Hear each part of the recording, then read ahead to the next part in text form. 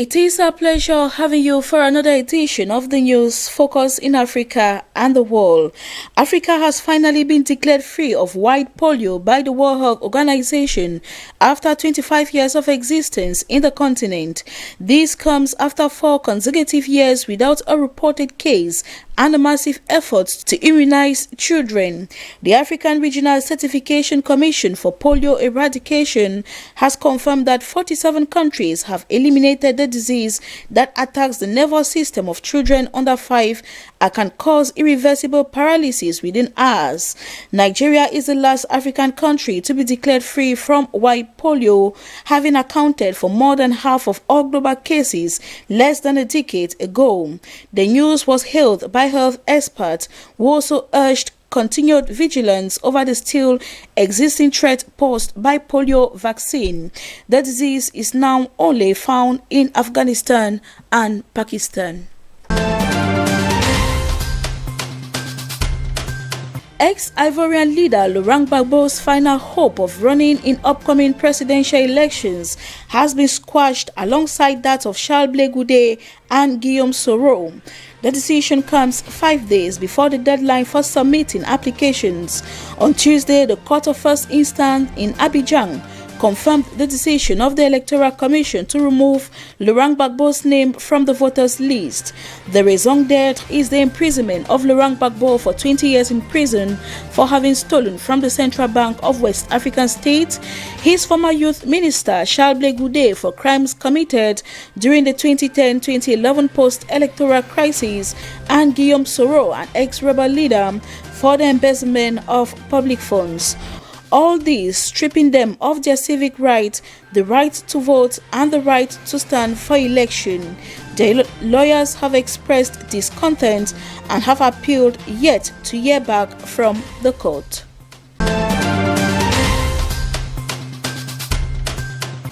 Tunisia's Prime Minister-designate Hichem Mechichi on Tuesday unveiled the country's second government in 6 months, which must now seek approval from lawmakers incensed by how the administration was formed. He had previously declared his intention to form a cabinet dominated by independent technocrats able to present urgent solutions for a country where a sluggish economy has been further battered by the coronavirus pandemic. Under plans to revamp the government and revive the economy, Mechichi gathered the Ministries of Finance, Investment and Economy into a single department led by liberal economist Ali Koli, CEO of Arab Banking Corporation Bank in Tunisia. Mechichi needs to win a confidence vote in parliament in the next 10 days or face the dissolution of parliament by the president and other election, deepening instability.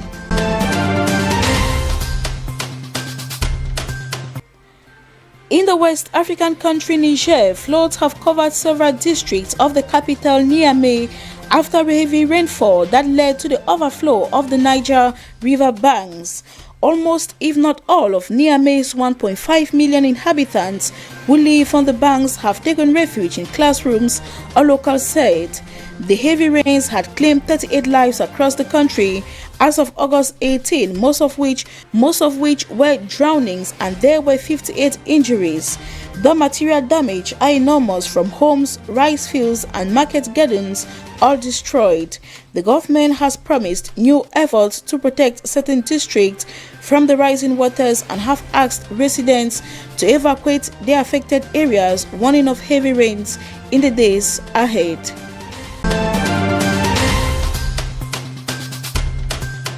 Out of the African continent, Turkey said it was ready for talks with Greece in their growing role over Eastern Mediterranean natural gas without any preconditions.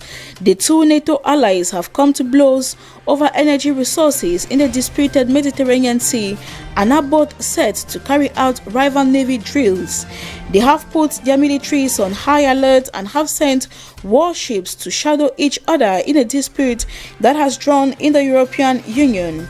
EU powerhouse Germany is spearheading efforts to avoid an outright military conflict that could imperil Europe's future access to newly discovered energy reserves.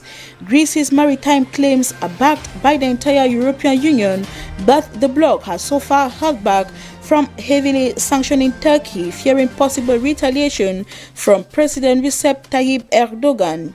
Mahas shuttled between Athens and Ankara on Tuesday in a bid to get the sides to temper the rhetoric and re-enter direct talks.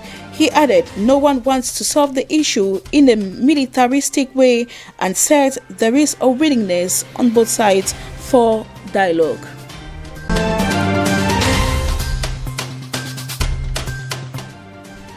And the Belarusian Supreme Court has rejected an appeal lodged by opposition leader Svetlana Tikhanovskaya to annul the results of the disputed August 9 presidential election. Veteran leader Alexander Lukashenko declared a landslide win at the vote, sparking mass protests and allegations of election rigging.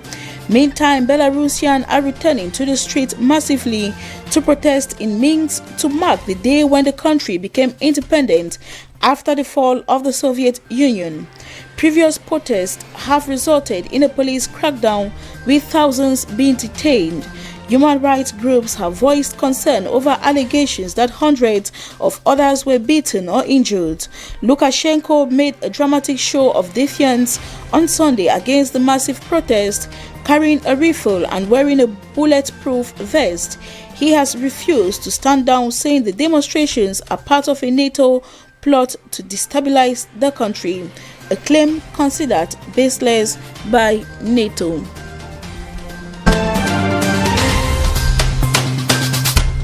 Those were the essentials for today's news on DBS television.